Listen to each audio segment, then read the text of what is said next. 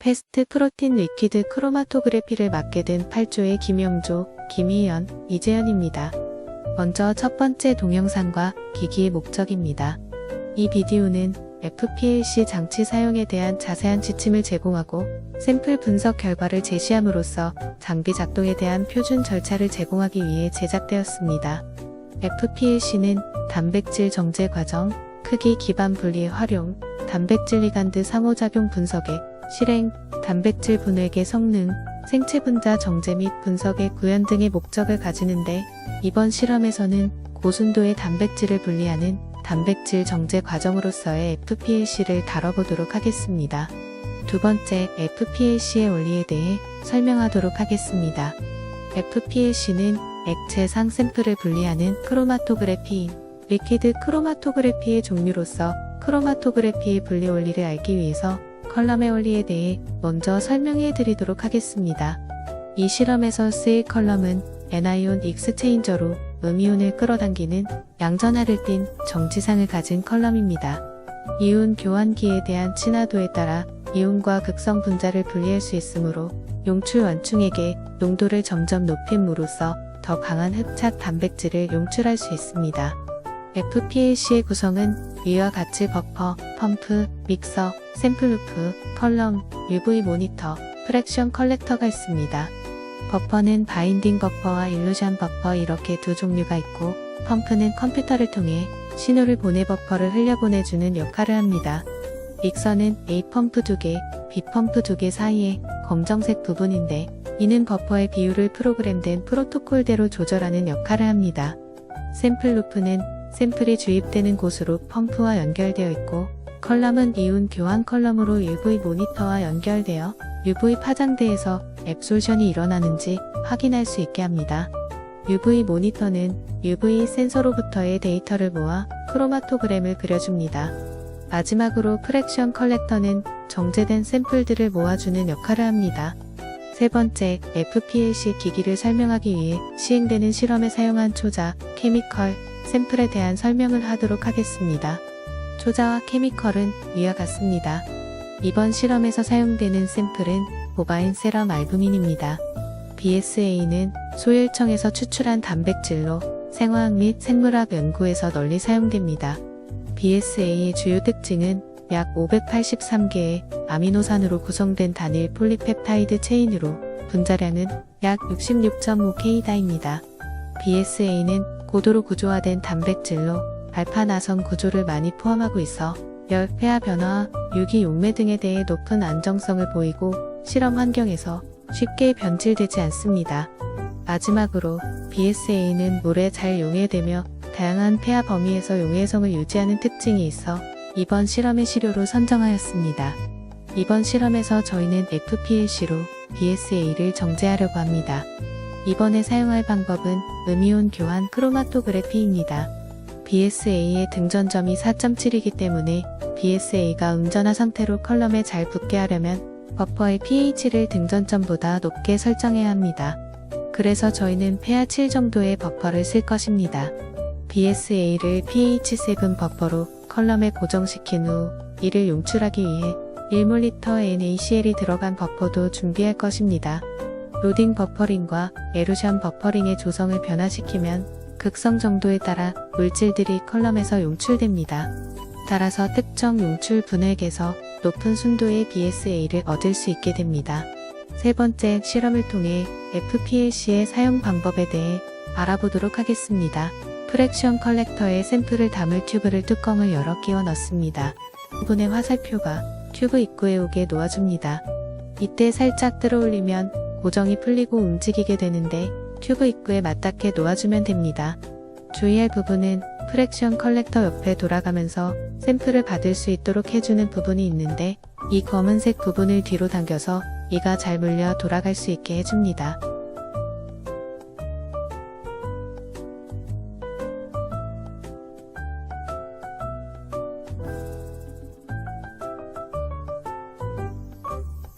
워싱 용액에 들어있는 줄을 빼주고 A줄은 20ml 트리스 HCl 용액에 B줄은 1ml NaCl이 들어있는 20ml 트리스 HCl에 담가줍니다.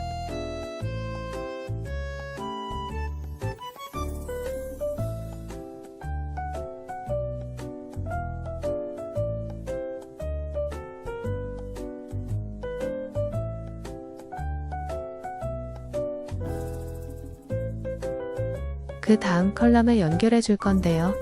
이번 실험에서 저희는 하이트랩 QHP라는 컬럼을 쓰게 되겠습니다. 컬럼을 꺼내서 위아래 검은 부분을 돌려서 빼주고 컬럼을 영상과 같이 연결합니다.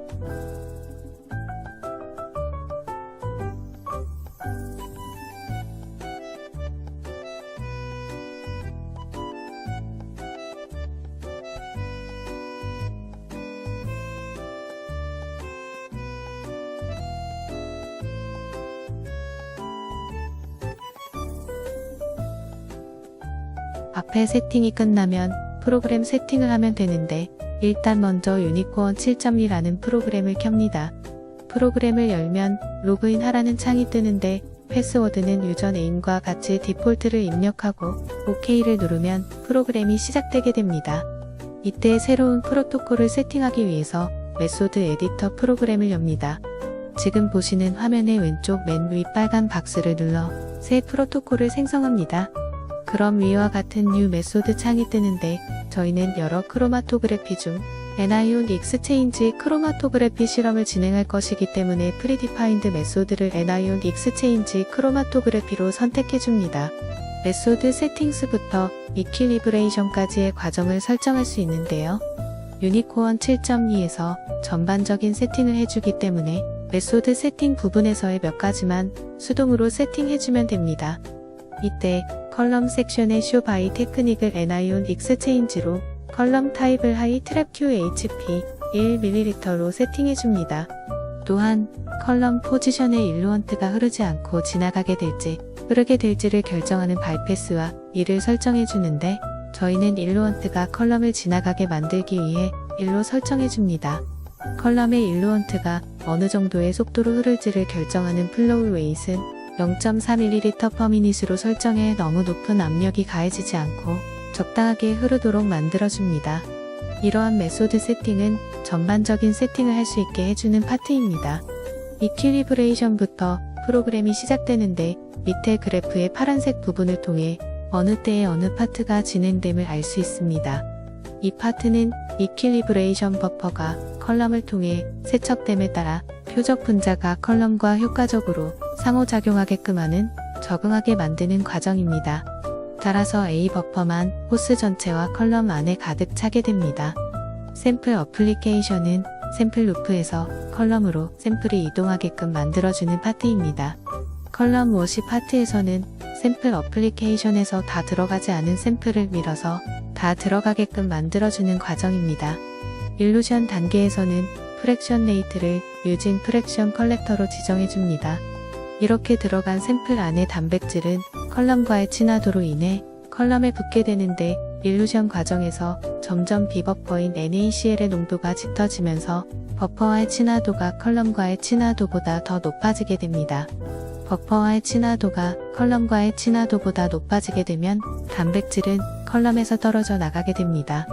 일루션 다음에 컬럼 워시 파트는 컬럼에서 마저 채 떨어지지 않은 단백질들을 떨어져 나가게 만들어주는 파트입니다.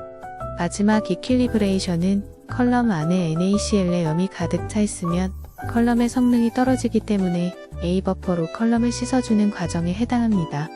이렇게 프로토콜 세팅을 했다면 세팅한 프로토콜을 가동시키기 위해 시스템 컨트롤에 들어갑니다. 위와 같은 화면이 나오면 왼쪽 맨 위에 파일을 클릭해서 전에 세팅해놨던 파일을 찾아 더블 클릭해줍니다.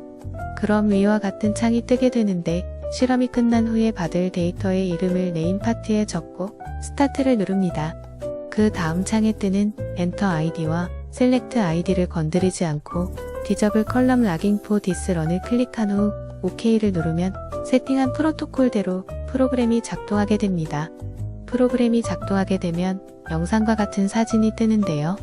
프로그램이 시작되면 기계 호스에 채워져 있는 물과 에탄올을 밖으로 버려주는 과정이 가장 먼저 시작되는데 이러한 과정을 보여줍니다.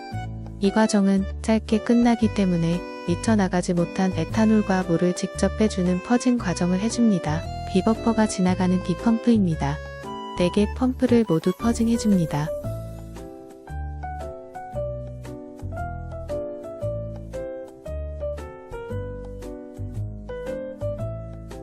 이때 퍼징은 영상 속 주사기를 펌프에 꽂아 한 바퀴 반을 열어 10ml씩 붓고 다시 닫아줍니다.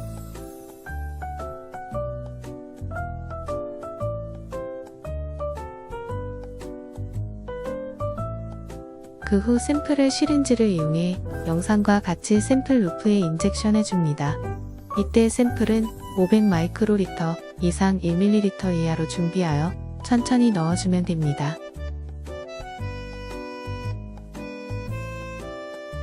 그럼 다음과 같은 그래프와 50도의 인젝트가 떠있는 것을 볼 수 있는데요. 이는 A 버퍼만 흘러나와 샘플을 컬럼에 부착시켜주는 과정으로 분리되어 나오는 단백질이 없어 마지막엔 웨이스트 되는 걸 볼 수 있습니다. 그리고 인젝트 부분이 매뉴얼 로드로 바뀌면서 천천히 비버퍼의 농도가 진해지게 되며 위와 같은 그래프가 그려지게 됩니다. 이때부터는 밑에 50도에 보이는 것처럼 샘플이 튜브에 담기게 됩니다. 프로그램이 다 돌려지게 되면 결과적으로 이러한 그래프를 얻을 수 있는데요. 이때 UV 피크가 샤프하게 찍힌 7번 튜브에서 원하는 단백질이 나온 것을 확인할 수 있습니다. 실험이 끝난 후에는 워싱을 해줘야 하는데요. 버퍼를 A줄은 물, B줄은 에탄올 통으로 바꾸고 워싱 프로그램을 돌려주면 됩니다. 워싱 프로그램은 시스템 컨트롤에 들어가서 파일을 열어 LHS 파일 안에 LSW 파일에 있는 하이트랩 필링 에탄올 프로그램을 작동시켜줍니다. 제대로 워싱이 작동되면 이런 그림이 나옵니다.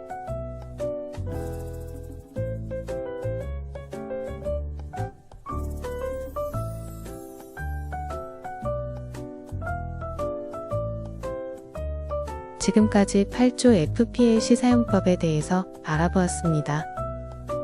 감사합니다.